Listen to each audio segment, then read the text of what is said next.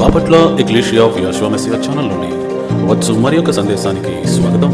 మతం యొక్క అసత్య బోధన నుండి పరిశుద్ధులకు ఒకసారే అప్పగింపబడిన బోధల్లోనికి దేవుడు మిమ్మల్ని నడిపించును గాక. ఈ సందేశం మీకు మీ కుటుంబానికి ఆశీర్వాదకరంగా ఉంటుంది గాక. సువార్త సమయంకి స్వాగతం. దేవుని యొక్క కృపను బట్టి మనందరము దేవుని పరిశుద్ధ దినములో పరిశుద్ధ సన్నిధిలో ఉన్నాము.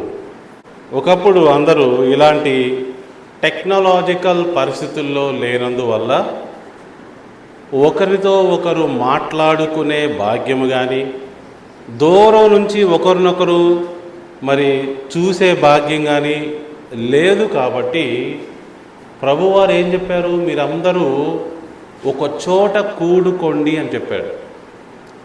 ఎందుకని? అందరూ ఒక చోట కూడుకుంటే మాట్లాడుకోవచ్చు, ఒకరిని ఒకరు చూడవచ్చు, వారి పరిస్థితిని చూడవచ్చు, వారి మాటలు వినవచ్చు, సరిచేయవచ్చు, సహవాసంగా మనందరము ఐక్యంగా ఉండొచ్చు. కానీ ఈ రోజున మనకి ఎలాంటి పరిస్థితులు వచ్చాయంటే, ఎక్కడో ఎన్నో సముద్రాలు దాటి అమెరికాలో ఉన్న వ్యక్తి కూడా మనతో ఎదురుగా మాట్లాడుతున్నట్లే వీడియో కాల్ చేయొచ్చు. అందరూ ఒక మీటింగ్లో కూర్చోవచ్చు. సాఫ్ట్వేర్ కంపెనీ ఎలా పనిచేస్తుందో మీ అందరికీ తెలుసు కదా. ఒకడు లండన్లో ఉంటారు, ఒకడు ఆస్ట్రేలియాలో ఉంటాడు, ఒక టోక్యోలో ఉంటాడు, ఒకడు ఇండియాలో ఉంటాడు. ఉదయాన్నే 9 గంటలకల్లా అందరూ వచ్చేస్తారు మీటింగ్లోకి. అందరు కలిసి పనిచేస్తారు. కలిసి పని, నేను అట్లా చేశాను, నువ్వు అట్లా చేయి, అట్లా కలిసి ఏంటి ఒకే చోట ఒకే రూమ్లో కూర్చున్నట్టుగా. అది ఈ టెక్నాలజీ పరంగా సాధ్యమయ్యింది. సహవాసం అనేది చాలా ముఖ్యం. అందరూ ఒక ఫ్యామిలీగా కలిసి ఉండటం అనేది చాలా ముఖ్యం. రైట్. సో యేసు ప్రభువారు కానీ పాత నిబంధనలో కానీ మీరు సంఘముగా కూడాలి, మీరు ఒక చోట కూర్చొని మీరు మాట్లాడుకోవాలి, మీరు దేవుని వాక్యాన్ని డిస్కస్ చేయాలి అని ఆ రోజున దేవుడు చెప్పడానికి గల కారణం ఏంటి? సహవాసం కోసం. సహవాసము అంటే ఏంటి? ఒకరితో ఒకరు మాట్లాడుకోవటం, చూడటం, పరిస్థితిని గమనించటం, ఒకరికొకరు చేదోడు వాదోడుగా ఉండటం కోసం అనమాట. ఎవరికైనా బాగా లేకపోతే మనం వారికి తోడుగా ఉండటం అనమాట. ఓకే. సో ఇలా ఒక ఫ్యామిలీ లాగా సహవాసంగా ఉండటం కోసం ప్రభువారు ఏం చేశారు? మీరందరూ సంఘముగా కూడవలే, మీరందరూ సంఘముగా ఎంజాయ్ చేయవలే, మీరందరూ సంఘముగా పండుగను పాటించవలే అని ప్రభువారు చెప్పారు. ఈ రోజున టెక్నాలజీ ఎంత బాగా పెరిగింది. ఎక్కడి నుంచైనా మనం ఒక మీటింగ్లో జాయిన్ అవ్వచ్చు. ఏ విషయాలైనా సరే మనం మరి ఒకేసారి అందరూ వినవచ్చు. అలాంటి పరిస్థితి ఈ రోజున వచ్చింది. సో సహవాసము టెక్నాలజీ వాడుకొని మరి ఒక మీటింగ్లో జాయిన్ అవ్వటం అనేది కూడా ఇట్స్ వెరీ గుడ్ యాక్చువల్లీ. అంత స్థితికి మనం వచ్చామంటే మరి ఇప్పుడు పౌలు గారు కానీ మరి ఎవరైనా శిష్యులు కానీ రెజరెక్ట్ అయ్యి పునరుద్ధానం చెంది చూస్తే వాళ్ళు చాలా సంతోషిస్తారు. అవునా, ఇలాంటి పరిస్థితులు వచ్చాయా అని. ఎక్కడో ఉన్న వ్యక్తులు ఇక్కడ నుంచి మాట్లాడుతున్నారు, దగ్గరగా మాట్లాడుతున్నారని. ఇప్పుడు సహవాసంగా మనందరము వర్చువల్గా ఈ మీటింగ్ ఇంటర్నెట్ ద్వారా మీటింగుల ద్వారా కలుసుకునే అవకాశం వచ్చింది. ఓకే. సో కాబట్టి సహవాసము అనేది ముఖ్యం. ఎక్కడున్నా కానీ మనందరము సహవాసులుగా ఒకే కమ్యూనిటీలో ఉండి మరి సాధక బాధకాలు చూసుకుంటూ యాజకుని యొక్క డైరెక్షన్లో దేవుని మార్గంలో చక్కగా నడవాలి. ఒక యాజకుడు ప్రధాన యాజకుడి కింద ఉండాలి. మన ప్రధాన యాజకుడు ఎవరు? యేసు ప్రభువారు. యేసు ప్రభువారు కింద ఉన్న యాజకుడికి మాత్రమే మీరు రిపోర్ట్ చేయాలి. ఇప్పుడు ఎవరో మన ఇంటికి వచ్చి మేము గవర్నమెంట్ ఆఫీసర్ అని ఒక ఐడి కార్డు చూపించి మన ఇంట్లోకి ప్రవేశిస్తానంటే మీరు నమ్మేస్తే ఎట్లా? అది డూప్లికేట్ కార్డు కూడా కావచ్చు. మరి మీకు తెలియాల్సింది ఏమిటి? ఇతను నిజంగా గవర్నమెంట్ అధికారా కాదా అని తెలిస్తే కదా మీరు మీ ఇంట్లోకి ఎలవ్ చేయటానికి. మరి తెలియకపోతే మీరు మోసపోతారు. ఈ రోజున ప్రపంచవ్యాప్తంగా కూడా జరుగుతూ ఉన్నది. అనేక మంది మేము క్రీస్తుని రిప్రజెంట్ చేస్తున్నాము, మేము క్రీస్తు వారము, మేము పాస్టర్లము మేము మరి సంఘ కాపరులము అని చెప్పేసి చాలామంది చలామణి అవుతున్నారు. వారి నిజానికి కాదు అంటున్నాను నేను. వారు బ్రతుకు తెరువు కోసం పాస్టర్ అవుతారు. ఏమండి, వాళ్ళ యొక్క జీవనోపాధి కోసం పాస్టర్ అవుతారు. వారికి ఇంకేం పని రాదు కాబట్టి పాస్టర్ అవుతారు. వాళ్ళకి మాట్లాడటం బాగొచ్చు, పాటలు పాడటం బాగొచ్చు కాబట్టి పాస్టర్ అవుతారు. ఇలాంటి వారిని మీరు దేవుని రిప్రజెంటేటివ్ అని నమ్మితే మోసపోతారు. ఈ రోజున ఒక విషయాన్ని మీ అందరికీ క్లారిఫై చేయాలనుకుంటున్నాను. అపవాదికి కూడా సంఘాలు ఉన్నాయి, అపవాదికి కూడా పాస్టర్లు ఉన్నారు. మోసము జరుగుతూ ఉన్నది. యాజ్ ఐ స్పీక్ అర్థమవుతుందని చెప్పేది. పైగా అవి పెద్ద పెద్ద సంఘాలుగా కూడా ఉన్నాయి, ఎక్కువ మంది జనాలు వెళ్ళే సంఘాలుగా కూడా ఉన్నాయి. అలా ఎందుకు జరుగుతూ ఉందంటే దేవుని వాక్యము అవగాహన లేకపోవటం వలన, నిజమైన యాజకుణ్ణి గుర్తించలేకపోవటం వలన. అందుకనే కదా చాలామంది మోసపోతున్నారు. మళ్ళీ చెప్తున్నా, ఎవరో ఒకరు నీ దగ్గరికి వచ్చి మేము గవర్నమెంట్ ఆఫీస్ నుంచి వచ్చాము, గవర్నమెంట్ ఆఫీసర్ అని చెప్తే మీకు ఎలా తెలుస్తుంది అతను డూప్లికేట్ అని? అలాంటి పరిస్థితుల్లో మీరు లేనప్పుడు మోసపోవడం తప్ప వేరే దారి ఏమైనా ఉన్నదా? సపోజ్ మీ ఇంటికి ఎవరో వచ్చారండి, మేము పలానా హెచ్పి గ్యాస్ నుంచి వచ్చాము, ఇదిగో ఐడియా అని లోపలికి వచ్చేస్తాను, మమ్మల్ని చూడండివ్వండి మీ గ్యాస్ అన్నారు అనుకోండి. మీకు ఎలా తెలుసు అతను అక్కడి నుంచే వచ్చాడని? ఐడి కార్డు బాగానే ఉంటుంది, పేరు బాగానే ఉంటుంది, మరి మీకు ఎలా తెలుస్తుంది? మరి అదే మోసం అంటే. సో మనము నిజమైన దేవుని యాజకుని గుర్తించడానికి జ్ఞానం కావాలి, అలానే గవర్నమెంట్ ఆఫీసర్ని గుర్తించడానికి జ్ఞానం కావాలి. మోసపోతున్నారు చాలామంది. ఎందుకని? అజ్ఞానం వలన. ఈ రోజున ఎంతమంది విశ్రాంతి దినాన్ని ఫాలో అవుతున్నారు? దేవుని వాక్యము చాలా స్పష్టంగా చెప్తుంది. యేసు ప్రభువారు విశ్రాంతి దినాన్ని ఫాలో అయ్యాడు, పౌలు గారు ఫాలో అయ్యారు, శిష్యులందరూ ఫాలో అయ్యారు. విశ్రాంతి దినాన్ని యోధా మతస్థులు ఫాలో అవుతున్న విధానాన్ని మాత్రమే యేసు ప్రభువారు ఖండించాడు. మీరు ఫాలో అవుతున్న విధానం తప్పు. ఎస్టర్డే నేను రాత్రి ఇంగ్లీష్లో పీడిఎఫ్ పెట్టాను. అది ఎంత పెద్ద సత్యమో తెలుసా మీకు? ఆ రోజు యేసు ప్రభువారు వచ్చే సమయానికి కూడా యూదులు పస్కా పండుగని రాంగ్గా ఫాలో అవుతున్నారు. యూదులు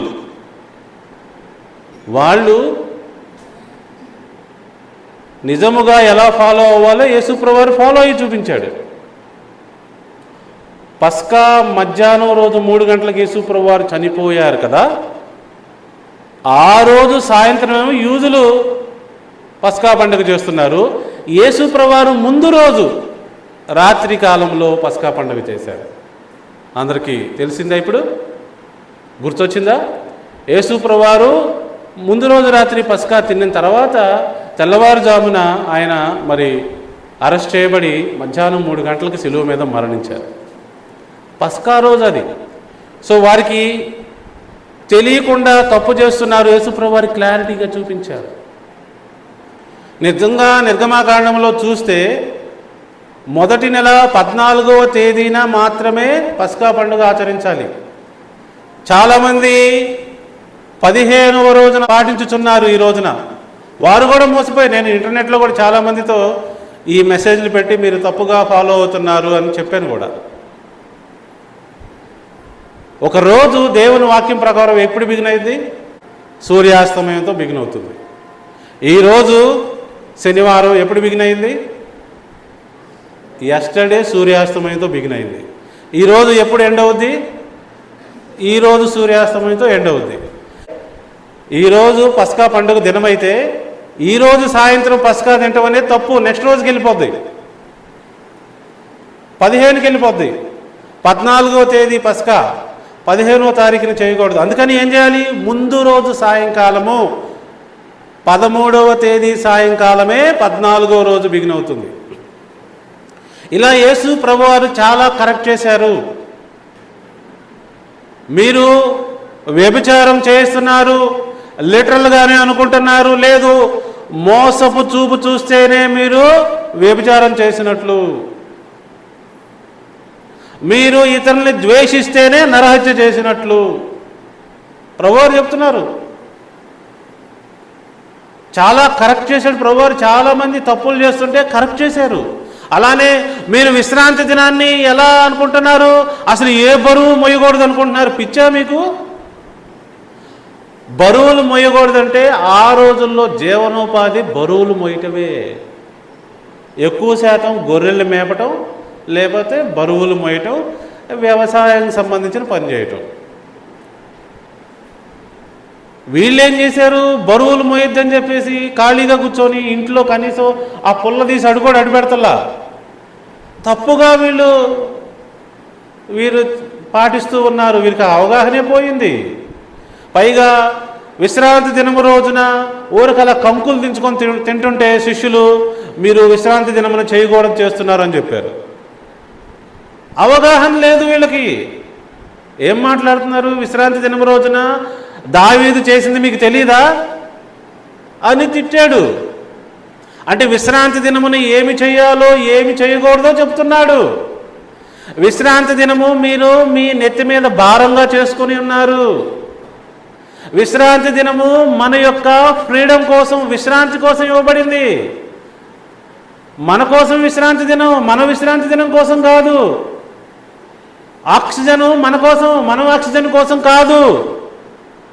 ఈ భూమి మన కోసం, మనం ఈ భూమి కోసం కాదు అని చక్కగా స్పష్టంగా యేసుప్రభువారు లాజిక్ మాట్లాడినా కూడా ఈ రోజున చాలామందికి అది మనసుకి దూరట్లా. ఎందుకని? వారి యొక్క థియాలజీలో వారు ఎంతో లోతుగా వెళ్ళిపోయారు కాబట్టి. సిలువ అంటున్నారు. ఒక ఆయన అన్నాడు సిలువే నన్ను రక్షించింది అన్నాడు. నేను అన్నాను సిలువ రక్షించిందా, సిలువ మీద చనిపోయిన యేసు రక్షించాడా నిన్ను అడిగాను నేను. క్లీన్ బౌల్డ్ అయ్యాడు అక్కడ. నిన్ను సిలువ రక్షించిందా, సిలువ మీద మరణించిన యేసు ప్రభువారు రక్షించాడా నిన్ను? సిలువేనా ఆధారం, సిలువే నన్ను రక్షించిందంటావేంటి? పిచ్చా నీకు? ఒకవేళ యేసు ప్రభువారికి సిలువ మరణం వేయకుండా ఉరి శిక్ష వేస్తే ఊరే నన్ను రక్షించింది అంటావా? నువ్వు మెడలో ఊరేసుకొని తిరుగుతావా, లేకపోతే ఊరి గుర్తులు వేసుకుంటారా? కామన్ సెన్స్ లేకుండా అపవాది మనుషులను మోసంలో పడేస్తుంది, మూర్ఖులను చేస్తుంది. యేసు ప్రభువారు ఒకే ఒక్క మాట పదే సార్లు చెప్పారు. ఏంటా మాట? మీరు మోసపోకూడదు, జ్ఞానం తెచ్చుకోండి, మోసపోవద్దు, మీ లైఫ్లో మీరు తెలివిగా ఉండండి. సో విశ్రాంతి దినము it is very very important as per as Kingdom of God is concern. అందరూ విశ్రాంతి దినాన్ని చక్కగా ఫాలో అవ్వాలి.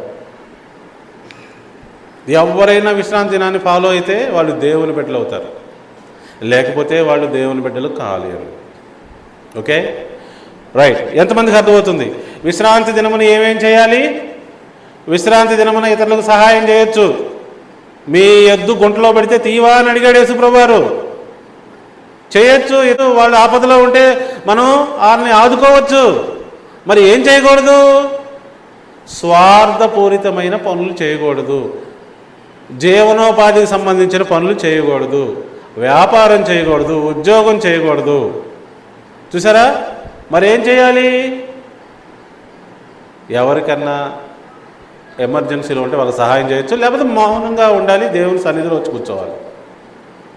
వంట వండకూడదు, ఇంటి పనులు చేయకూడదు, ముందు రోజే ఇంటి పనులన్నీ చేసుకోవాలి.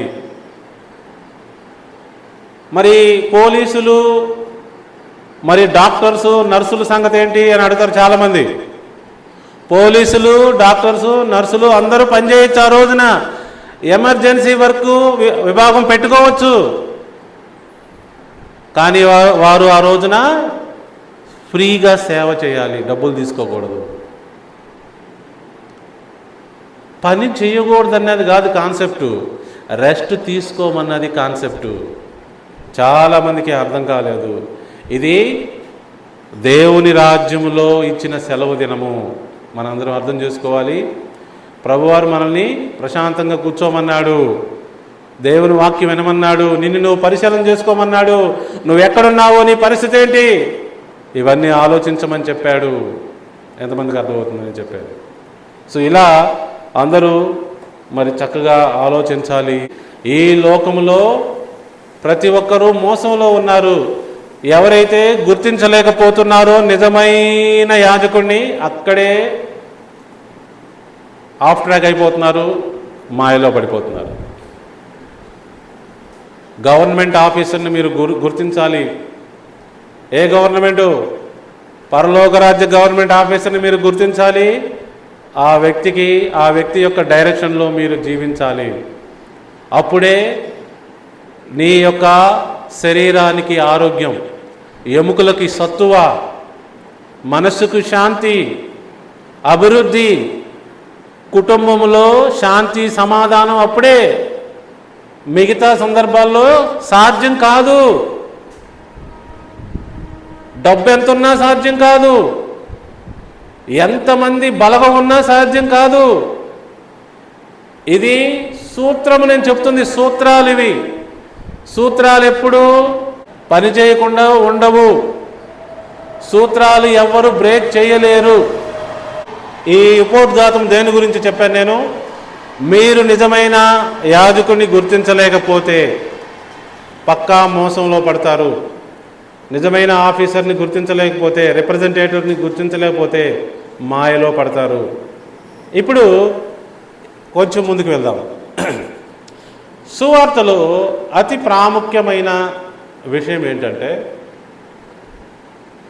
తిరుగుబాటు.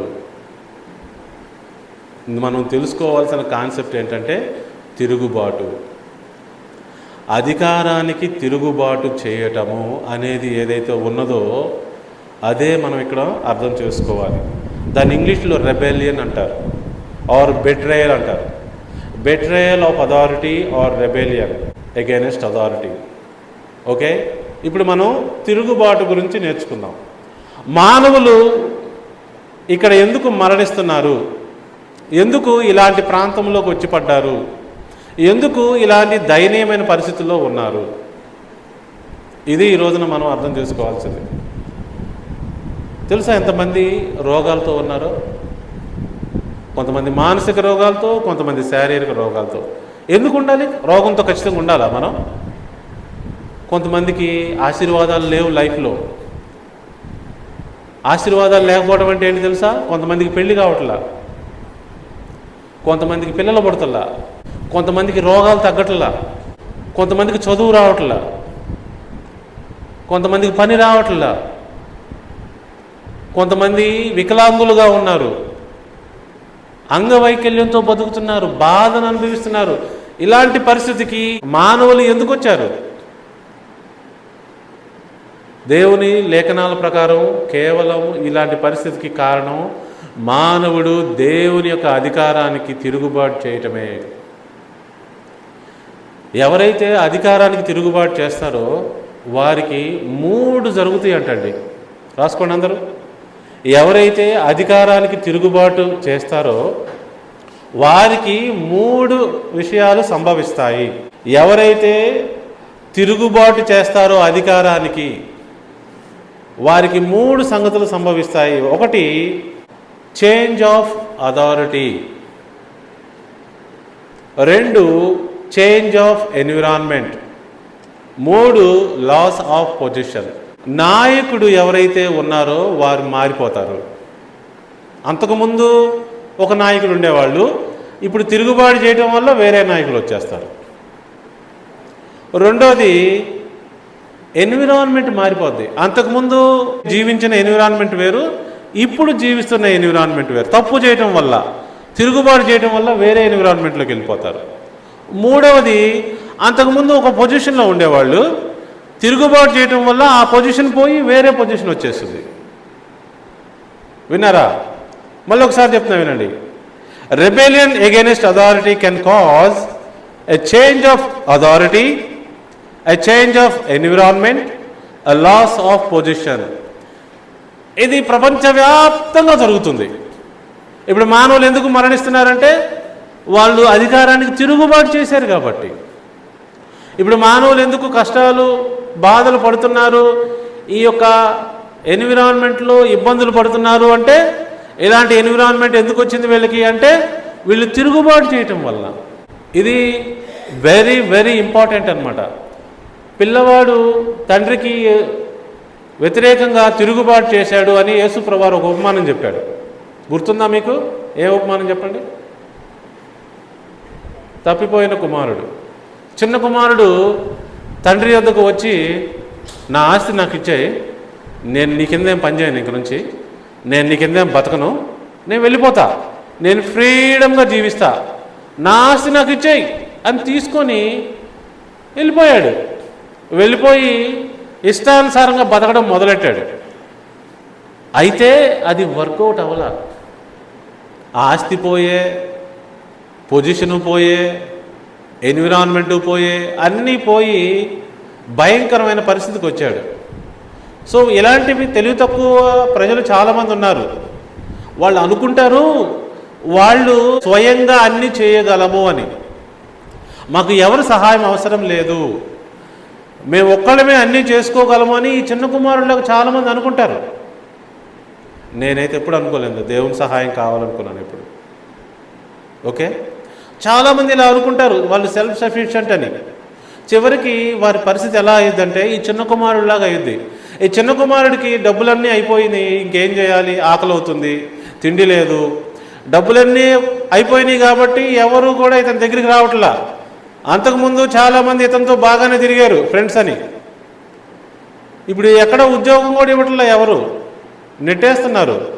సరేనని చెప్పేసి ఒక పందుల మేపే వారి దగ్గర, పందుల ఓనర్ దగ్గరికి వెళ్ళి పందులు మేపడానికి జీతానికి కుదురుతాడు. పందులు మేపడానికి సరేనని చెప్పేసి పందులు మేపడానికి వెళ్ళి ఆకలి అవుతుంది కదా అని ఆ పందులకేసే ఆ యొక్క తౌడుని తినడానికి ట్రై చేస్తాడు. పందులకేసే ఫుడ్ తినడానికి ట్రై చేస్తాడు. ఎంత స్థాయికి దిగజారిపోయాడో ఆలోచించండి. రాజకుమారుడిగా అద్భుతంగా ఉండే అతను పందులతో పడుకునే పరిస్థితికి వచ్చేసాడు. పందులు తినే ఫుడ్ తింటున్నాడు. లిటరల్గా యేసు ప్రభువారు ఏం చెప్తున్నారంటే ఈ ఉపమానం ద్వారా, ఓ మానవుడా, నీ పొజిషన్ కూడా అలానే ఉన్నది. నువ్వేం తింటున్నావో నీకేమైనా అర్థమవుతుందా? నువ్వెక్కడ బతుకుతున్నావో నీకు అర్థమవుతుందా? నీ పొజిషన్ నీకు పోయిందన్న సంగతి తెలుస్తుందా? లిటరల్గా యేసు ప్రభువారు మానవులకి ఇదే చెప్తున్నాడండి. ఓ మానవుడా, నువ్వు దేవునికి తిరుగుబాటు చేయటం వల్ల ముందుగా ఏం మారింది? నీ అధికారి మారాడు. నీకు తండ్రి అధికారి కాదు ఇంకా. రెండోది ఏం మారింది? నీ ఎన్విరాన్మెంట్ మారింది. చివరికి ఎక్కడ చేరావు? పందుల ఎన్విరాన్మెంట్లోకి చేరావు. నీ పొజిషన్ మారింది. నువ్వు మంచి రాజుగారి కుమారుడిలాగా ఉండేవాడివి, ఇప్పుడు పందుల మధ్య బతుకుతున్నావు, జీతగాడిలాగా అయిపోయావు. మానవుల యొక్క పొజిషన్ లిటరల్గా ఇదేనండి. ఇప్పుడు మనం అందరం అనుకుంటున్నాం మంచి ఫుడ్ తింటున్నామని. తింటలేదండి నిజంగా. ఇప్పుడు ఏంటో తెలుసా అండి, తిన్నా ఆయాసమే, తినకపోయినా ఆయాసమే, అలాంటి ఫుడ్ తింటున్నాం. ఇప్పుడు నేను చక్కగా దేవుని యొక్క ఆజ్ఞల్ని ఎక్సర్సైజ్ చేస్తున్నా, కరెక్ట్గా ఉండాలని ఎక్సర్సైజ్ చేస్తున్నా. అంటే ఎక్సర్సైజ్ చేయటువంటి పాటిస్తున్నప్పటికీ నాలో కూడా చిన్న చిన్న బాడీ మార్పులు ఎందుకు వస్తాయి? నేను కరెక్ట్గానే దేవుని యొక్క ఆజ్ఞల ప్రకారం తింటున్నానే అనుకున్నా. వెళ్ళి పరిశీలన చేస్తే ఏమైంది తెలుసా? ఎందుకు ప్రాబ్లం వస్తుంది తెలుసా? ఆహారంలో కూడా ప్రాబ్లమ్స్ ఉన్నాయి. ఇప్పుడు నేను యాపిల్ మంచిదని కొనుక్కొని తింటుంటే ఆ యాపిల్కి ఎన్ని రకాల పురుగు మందులు వేశారు.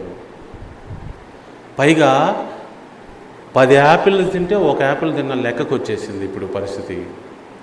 సో మనం అందరం చక్కని ఫుడ్ తింటున్నా, న్యాచురల్ ఫుడ్ తింటున్నా కూడా ప్రాబ్లమ్స్ ఉన్నాయి. పరిస్థితి మారిపోయింది ఎన్విరాన్మెంట్ వలన. మానవులకి ఏమేమి మారిపోయినాయి? ఇప్పుడు అధికారి మారాడు, ఎన్విరాన్మెంట్ మారింది, అతని పొజిషన్ మారిపోయింది. భయంకరంగా ఆ యొక్క పొజిషన్లో, ఆ యొక్క ఎన్విరాన్మెంట్లో జీవిస్తూ ఉన్నారు. అప్పుడు ఆ పందులు యజమాని చూసి ఇతన్ని, నా పందులు తినేది పందులు పెట్టకుండా నువ్వు తింటున్నావా, దుర్మార్గుడా, దుష్టుడా అని చెప్పేసి అతన్ని అక్కడి నుంచి గెంటి వేస్తాడు. తన పరిస్థితి తను బాగా అర్థం చేసుకొని ఏమనుకుంటాడు చిన్న కుమారుడు? నేను నా తండ్రి వద్దకు వెళ్తా. అసలు ముందుగా జ్ఞాపకం ఏం చేసుకుంటాడు చెప్పండి? తన తండ్రి వద్ద ఉన్న పనోళ్ళు ఎంత ఆనందంగా ఉన్నారు, ఎంత సంతోషంగా ఉన్నారు. ఏంటి కుమారుడు ఆలోచించట్లా, పనోళ్ళ గురించి ఆలోచిస్తున్నాడు. నా తండ్రి వద్ద పని చేయుచున్న పనోళ్ళు ఎంత అద్భుతంగా జీవిస్తూ ఉన్నారు. ప్రియ దేవుని బిడ్డలారా, మీ అందరికీ అర్థమవుతుందా? అతను అనుకున్నాడు, ఇక నేను వెళ్ళి ఆ పనోళ్ళలో ఒక పనోడుగా చేరతా. నాకు నిరంతరం తిండి దొరుకుద్ది, బట్టలు దొరుకుతాయి, అన్నీ బాగుంటాయి, సూపర్గా ఉండబోతుంది. కాబట్టి వెళ్ళి బతిమలాడుకుంటాను, పనివాడుగా అయితే తీసుకుంటాడు మా డాడీ అని చెప్పేసి వెళ్తాడు. వెళ్తే ఏం జరుగుద్ది? అప్పుడు తండ్రి కుమారుని దూరంగా ఉండగానే గుర్తుపడతాడంట. తండ్రి పరిగెత్తుకుంటూ వెళ్తాడంట. ఆలోచించండి, మానవుల యొక్క పరిస్థితిని చూసి మన తండ్రి అయిన దేవుడు కూడా ఇలానే ఆలోచిస్తున్నాడు. మనల్ని కాపాడదామనే, మనల్ని మంచిగా జీవితాన్ని మరి గడుపుదానికే చూస్తున్నాడు మన తండ్రి. మనం ఆనందంగా, సంతోషంగా, సమాధానంగా, ఫ్రీడంగా ఉండటానికే చూస్తున్నాడండి. మనమే బుర్ర లేకుండా ఈ యొక్క లోకంలో అనవసరమైన వాటి కోసం పరుగెడుతూ ఉన్నాము. ఇప్పుడు ఆ కుమారుడు మళ్ళా తండ్రి వద్దకు వెళ్ళటం అంటే దాన్ని ఎలా చూడొచ్చు మనం? చెప్పండి, ఎవరన్నా చెప్పండి. మరలా పొజిషన్కి వెళ్ళటమా? ఓకే, అందరిని అడుగుతున్నాను, ఒక్కొక్కళ్ళు మీ సమాధానం చెప్పండి. ఇక్కడోళ్ళు ముందు చెప్పండి, తర్వాత వాళ్ళని అడుగుతాను. ఆ కుమారుడు మరలా తండ్రి వద్దకు వెళ్తున్నాను నేను అంటే ఆ సందర్భం ఏంటి, ఆ విషయం ఏంటి? ఇక్కడోళ్ళు ఎవరైనా చేసిన తప్పును తెలుసుకోవటం, ఇంకా చనిపోయి తిరిగి బతకటం, పశ్చాత్తాపపడి వెళ్ళటం, ఇంకెవరన్నా?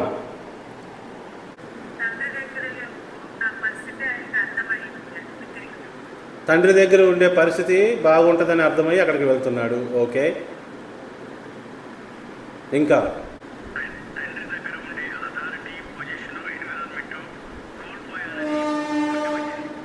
Exactly right answer. మీరు విన్నారా బ్రదర్ చెప్పింది? జాగ్రత్తగా గమనించండి. ఏ అథారిటీ కింద అయితే ఉండేవాడో, ఏ అథారిటీనైతే వద్దనుకొని వెళ్ళిపోయాడో, ఇప్పుడేమంటున్నాడు?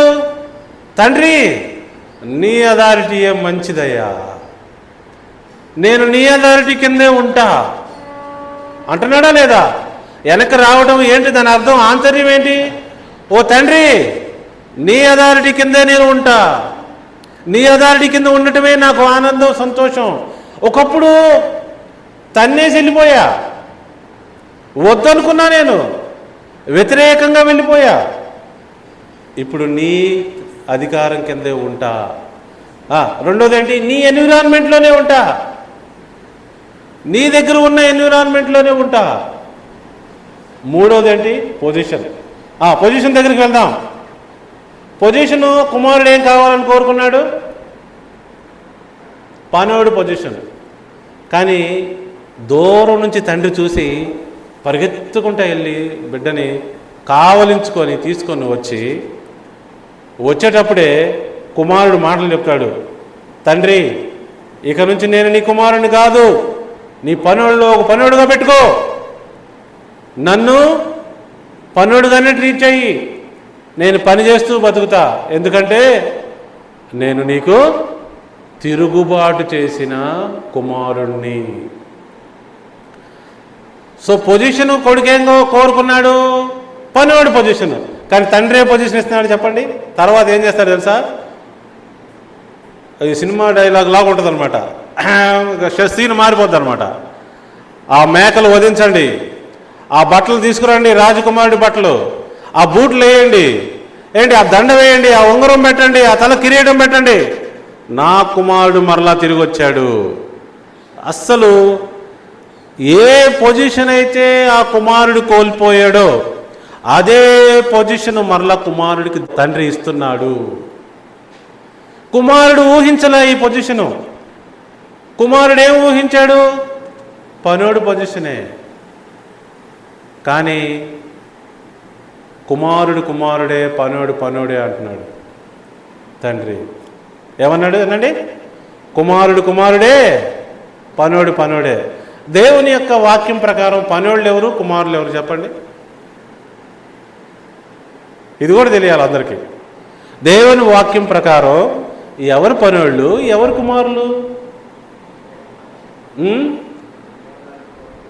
దేవుని రాజ్య పౌరులు కుమారులు, పనోళ్ళు అన్ని జనులు కాదు, సగం కరెక్టు. పనోళ్ళే, కుమారులే. పనోళ్ళు దేవదూతలు. దేవుని కుమారుడు ఆదాము, లూసిఫర్ కాదు. కాబట్టి లూసిఫర్కి ఏమైంది? అహంకారం వచ్చింది. లూసిఫర్లో జెలసీ వచ్చింది.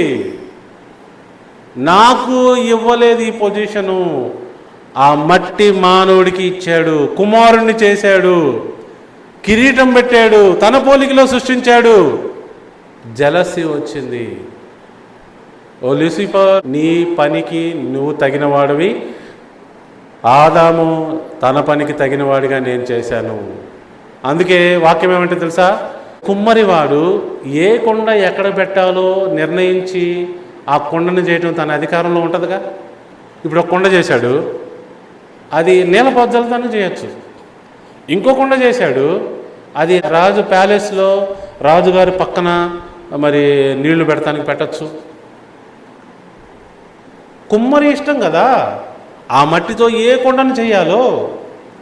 దేవుడు నరులను తన కుమారులుగా చేసుకున్నాడు, తనకు ప్రతిగా ఈ భూమిని ఏలుటకు చేసుకున్నాడు. అయితే అపవాదికి అక్కడ జలసి వచ్చింది, తిరుగుబాటు చేసింది. ఆ తిరుగుబాటు జరిగే క్రమంలో మానవులను కూడా సంకన పెట్టుకెళ్ళింది. ఏంటి? అధికారానికి తిరుగుబాటు చేసింది ఎవరు? అపవాది. కానీ మోసపోయి వాడితో పాటు వెళ్ళింది ఎవరు? మానవులు. ఆ మానవులు అపవాదితో పాటు వెళ్తూ మరి పాపం చేయడం వల్ల 3 సంభవించినాయి. ఏంటవి చెప్పండి? అథారిటీ పోగొట్టుకుని, దేవుని యొక్క అథారిటీ అంటే దేవుడు ఏ అధికారం అయితే ఇచ్చాడో అది పోగొట్టుకున్నారు, అది పొజిషను. దేవుడే అధికారిగా ఉండే పొజిషన్ పోగొట్టుకున్నారు. దేవుడు నాయకుడు కాదు, ఇంకా అపవాది నాయకుడు అయిపోయాడు. అనండి, మనం ఎవరి మాట అయితే వింటామో వాళ్ళే మన నాయకులు.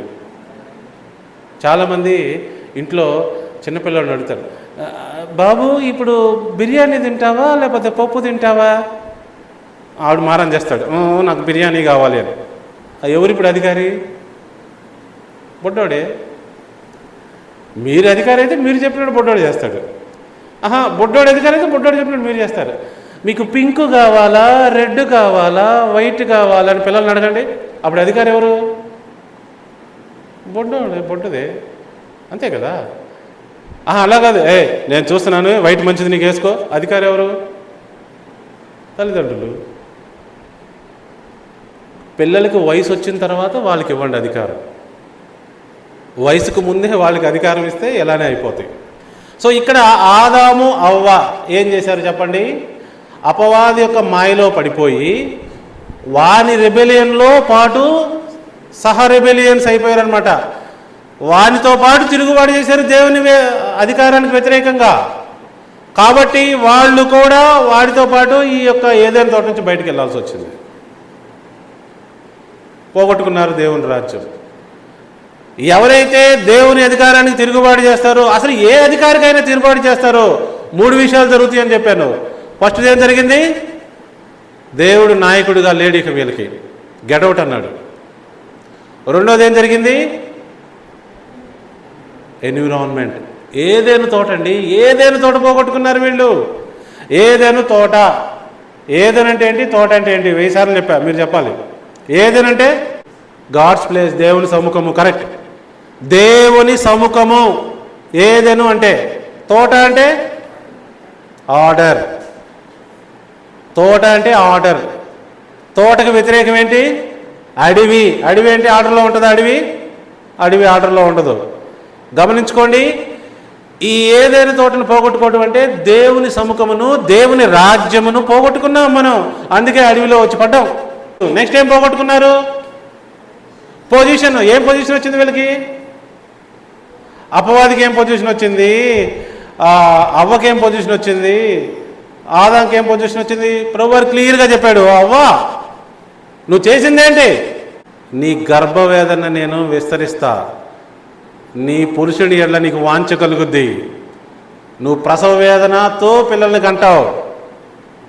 చూసారా, తప్పించుకోవడానికి ట్రై చేస్తూ ఉంటారు చాలామంది. అయినా సరే దాని తాలూకు ఇబ్బంది ఉంటూనే ఉంది. అది దేవుడు పాప ఫలితంగా ఇచ్చిన పరిస్థితి. అర్థమవుతుందా? సో స్త్రీకి ఇచ్చాడు, తర్వాత ఆదాంకి ఏమన్నాడు? ఆదామా నువ్వు నా మాట వినలా, కాబట్టి నువ్వు భూమి పంట తింటావు, కష్టపడి దీన్ని సేద్యం చేసి భూమి పంట తింటావు. నువ్వు మట్టి నుంచి తీయబడ్డావు కాబట్టి తిరిగి మట్టి అయిపోతావు. నేను ముందుగానే చెప్పాను, నువ్వు నిశ్చయంగా చనిపోతావని, అదే నీకు ఇస్తున్నాను అన్నాడు. గమనించండి అందరూ, ఈ లోకంలో ఎవరైతే అధికారానికి తిరుగుబాటు చేస్తున్నారో వారికి ఈ 3 విషయాలు సంభవిస్తూనే ఉంటాయి. అవునన్నా కాదన్నా ఇవి జరుగుతూనే ఉంటాయి. ఆదాము అవ్వకి 3 విషయాలు సంభవించినవి. అయితే యేసు ప్రభువారు చెప్పిన ఉపమానంలో ఎలా అయితే ఆ కుమారుడు తిరిగి వచ్చాడో, తన పొజిషన్ తను పొందుకున్నాడో దేవుని యొద్ద, తన తండ్రి యొద్ద, అలానే నరులకు కూడా ఒక అవకాశము ఇయ్యబడుతున్నది. ఎందుకని? నరులు అపవాది మాయలో పడి తిరుగుబాటు చేశారే కానీ స్వయంగా చేయలేదు. అందుకే మానవులకి ఛాన్స్ ఇవ్వబడింది కానీ అపవాదికి ఇవ్వబడలేదు. అపవాదికి ఛాన్స్ లేదు. గమనించాలి అందరూ, మానవులకి ఛాన్స్ ఇవ్వబడుతుంది. యేసుక్రీస్తునందు ఒక ఛాన్స్ అందరికీ. తిరిగి ఆ ఏదైనా తోటకు రావడానికి. ఏదైనా తోట దేవుని రాజ్యము. అందరూ అందులోకి రావాలి అంటే ఇప్పుడు ఏం జరగాలి? దేవుని యొక్క అధికారం కిందకి మరలా రావాలి. This is very very important. 10 ఆజ్ఞల్లో మొట్టమొదటి ఆజ్ఞ చదవండి అందరూ. నేను తప్ప నీకు వేరొక అధికారి ప్రభు ఉండకూడదు. అందుకనే వాళ్ళ పొజిషన్ పోగొట్టుకున్నారు, ఎన్విరాన్మెంట్ పోగొట్టుకున్నారు. మరలా ఇప్పుడు లోపలికి రావాలంటే ఈ 3 మళ్ళీ సెట్ అవ్వాలి. యేసుక్రీస్తునందు దేవుని నామం కిందకి రావాలి. దేవుని నామం అంటే దేవుని అధికారము. రాసుకోండి, నామము, అధికారము. దేవుని నామము, యేసుక్రీస్తు నామము, తండ్రి కుమార పరిశుద్ధాత్మ నామము అంటే అధికారము. 3 వ్యక్తులు ఉన్నట్టు కాదు ఇది. తండ్రి నుంచి కుమారునికి, కుమారు నుంచి పరిశుద్ధాత్మకి వచ్చిన అధికారం యొక్క ఫ్లో ఇది. ఇప్పుడు మరలా మనందరము దేవుడే అధికారిగా కలిగి ఉండగలిగే అవకాశము యేసుక్రీస్తు ద్వారా మరలా వస్తుంది. ఆ తప్పిపోయిన కుమారుడు మనమే. ఎవరైతే ఆ తప్పిపోయిన కుమారుడిలాగా ఆలోచిస్తారో, తండ్రి నేను మరలా నీ రాజ్యానికి వస్తా, మీ ఇంటికి వస్తా, నీ కింద పని చేస్తా, నువ్వు చెప్పినట్టు చేస్తా. దీన్ని ఏమంటారు చెప్పండి తెలుగులో? మీ అధికారం కింద ఉంటా, మీరు చెప్పినట్టు చేస్తా, మీరు ఎటు వెళ్ళమంటే అటు వెళ్తా. దీన్ని ఏమంటారు తెలుగు వర్డ్? కరెక్ట్, విధేయత. దీన్ని విధేయత అంటారు. విధేయులైన పిల్లల వలె ఉండవలెను. మరలా దేవుని యొక్క అధికారంకి రావాలి. ఇప్పుడు దేవుని అధికారంకి వచ్చి ఇప్పుడు ప్రభు ప్రత్యక్షంగా ఉండి ఇటు చెయ్యి అటు చేయమని చెప్తున్నాడా? మరి ఏమిచ్చాడు? ధర్మశాస్త్రం ఇచ్చాడు. ఆయన మాటలే, ఆయన అధికారమే అవి, ఆయన నియమాలే అవి. సో మనందరము దేవుని యొక్క అధికారం కిందకి రావటానికి అవకాశం కల్పించబడింది యేసుక్రీస్తు ద్వారా. దానినే సువార్త అన్నారు. లూకా సువార్త 8వ అధ్యాయం 1వ వచనం చూడండి. వెంటనే ఆయన దేవుని రాజ్య సువార్తను తెలుపుచు ప్రకటించుచు ప్రతి పట్టణంలోనూ ప్రతి గ్రామంలోనూ సంచారం చేయుచుండగా. ఆయన చెప్పింది ఇదే, ఇప్పటి వరకు మీరు జీవించిన రాజ్యం చాలు, నేను దేవుని రాజ్యం తీసుకొచ్చాను, మీరు ఇందులోకి ప్రవేశించండి. మీరందరూ నిజంగా దేవుని అధికారం కింద ఉన్నారా లేదా అని పరిశీలించుకోండి. ఈ రోజున నేను తీసుకునే నిర్ణయము దేవుని అధికారం కింద ఉండి తీసుకుంటున్నానా, లేకపోతే నా సొంత నిర్ణయమా? చూడండి, అధికారి అంటే ఎవరు? ఇప్పుడు రాష్ట్రానికి ఏదన్నా చేయాలంటే ఎవరు నిర్ణయం తీసుకోవాలి చెప్పండి? రాష్ట్రానికి సంబంధించిన అంతవరకు ఎవరు ఉత్తరవాది, ఎవరు నిర్ణయం తీసుకుంటారు? సీఎం ద్వారా శాసనసభ, సీఎం డైరెక్షన్లో శాసనసభ. ఓకే, సో కాబట్టి వారే ఈ యొక్క రాష్ట్రానికి అధికారి. మీ జీవితంలో మీరు తీసుకునే నిర్ణయాలకి ఎవరు ఉత్తరవాది అడుగుతున్నాను నేను. మీరు ఏ స్కూల్లో చదవాలి, ఏ కాలేజీలో చదవాలి, ఏ తిండి తినాలి, ఏ బట్టలు కట్టాలి, ఎవరిని పెళ్లి చేసుకోవాలి, ఎవరు నాయకులు మీకు? నిజం చెప్పండి, ఎవరు నాయకులు మీకు? మీరు ఎవరికి విధేయత చూపిస్తున్నారు? ఇది వెరీ ఇంపార్టెంట్. ఎందుకంటే తండ్రి అధికారి కావాలి అంటే తండ్రి అధికారి కింద ఆయన మాటే వినాలి. మరి ఎవరు మన అధికారి? ఎవరు? నేను ఎప్పుడు అడుగుతాను మిమ్మల్ని, అనండి, నా అధికారి ఎవరు? క్వశ్చన్ దిస్ అనండి అందరూ, నా అధికారి ఎవరు? మరి మీ అధికారి ఎవరు? Who is your authority? ఈ రోజున మీరు నిర్ణయం తీసుకుంటే ఎవరు మీ అధికారి? నిజముగా తండ్రి అయిన దేవుడైనా మీ అధికారి అయితే మీరు దేవుని రాజ్య పౌరులు. అక్కడే ఇక రాసుకున్నది. ఈ రోజున నా జీవితంలో ఏది జరుగుతున్నా అది తండ్రి అయిన దేవుని అధికారం కింద జరుగుతుంటే నేను దేవుని రాజ్య పౌరుడిని. అంతేనండి, తిరుగులేదు. ఇంకా ఇది కానప్పుడు మీరు దేవుని రాజ్య పౌరులు ఎలా అవుతారు? ఇండియాలో ఏదన్నా జరగాలి అంటే అది ఇండియా యొక్క చట్టం ప్రకారం జరుగుద్ది. తెలుసా మీకు సంగతి? ఇండియా ఒక చట్టంకి వ్యతిరేకం జరిగితే దాన్ని వెంటనే తీసేసి జైల్లో పడేయచ్చు, కేసేసి. చట్ట వ్యతిరేక కార్యక్రమాలు చేయకూడదు ఇక్కడ. దేవుని రాజ్యంలో ఉన్నవాళ్ళు దేవుడే, తండ్రి అయిన దేవుడే అధికారిగా కలిగి ఉండాలి అని నేను చెప్తున్నాను. తప్పిపోయిన కుమారుడు ఏమన్నాడు? తండ్రి నీ మాట వింటా, ఇంకా నీ యొక్క పనులలో ఒక పనుడిగా పెట్టుకో, నువ్వు చెప్పినట్టు చేస్తా, నువ్వు చెప్పినట్టు వింటా. తండ్రి కుమారులు రిలేషన్షిప్ అంటే ఏంటి? తండ్రి మాట కుమారులు వింటారు అని. ఎవరు పడితే వాళ్ళు కుమారులు అనబడరు. విధేయులైన వారే కుమారులు అనబడతారు. విధేయులు కాని వారిని ఏమంటుంది తెలుసా? బైబిల్ దుర్బీజులు అంటుంది. విన్నారా వర్డ్ ఎప్పుడన్నా? దుర్బీజులు అన్న వర్డ్ ఎప్పుడన్నా విన్నారా? బైబిల్లో రాయబడింది అది. దుర్బీజులు అంటే బాస్టర్డ్స్ అని అర్థం. అంటే ఇల్లీగల్ సంతానం, అక్రమ సంతానం. దుర్బీజులు అంటే నిజమైన పిల్లలు తండ్రి మాట వింటారు. తండ్రి మాట వినని వారు దుర్బీజులు అవుతారు. వస్తున్నాను, కంక్లూడ్ చేస్తున్నా. ఈ 3 పాయింట్లు మన జీవితంలో జరుగుతూ ఉన్నాయి లేదో చూసుకోవాలి మనం. ఏంటి? ఈ 3 పాయింట్లు మన జీవితంలో జరుగుతున్నవో లేవో మనం చూసుకోవాలి. నిజముగా తండ్రి అయిన దేవుడైనా మన అధికారి అయితే మనం దేవుని రాజ్య పౌరులమే. మనకి అధికారి తండ్రి అయిన దేవుడు కాదు, మనమేనా? లేకపోతే అపవాదా? ఎవరో మీ అధికారి. మీ జీవితాన్ని డిసైడ్ చేస్తుంది ఎవరు? Hello, are you listening? మీరు వింటున్నారా? లేకపోతే మనందరి జీవితాల్ని డిసైడ్ చేస్తుంది ఎవరు? ఏ ట్యాబ్లెట్ వేసుకోవాలి, ఎక్కడికి వెళ్ళాలి, ఏం తినాలి, ఏం పని చేయాలి, ఎంత సంపాదించాలి, ఈ డబ్బును ఏం చేయాలి, ఎవరు డిసైడ్ చేస్తున్నారు, ఎవరు మీ అధికారి? అపవాద్య, తండ్రి అయిన దేవుడా? తండ్రి, కుమార, పరిశుద్ధాత్మ నామము, అధికారము ఇలా ఉందా నీ అధికారం ఫ్లో? మనందరూ ఆలోచించాలి. ఎప్పుడైతే ప్రభువా నేను మీ అధికారం కిందకు వస్తానంటావు, దేవుని రాజ్య పౌరులు అవుతాం. అప్పుడేం మారుద్ది? ఎన్విరాన్మెంట్ మారుద్ది. బయట అన్ని జనులుగా ఉన్నవాళ్ళు మనం ఇప్పుడు దేవుని రాజ్య పౌరులు అవుతాము, స్వజనులం అవుతాము, ఎక్లీషియా సభ్యులం అవుతాము, పరిశుద్ధులు నీతిమంతులతో సహవాసులం అవుతాము. మరలా మనం ఏదైనా తోటకు వస్తాము, అంటే ఎన్విరాన్మెంట్ మనకు వచ్చేస్తుంది.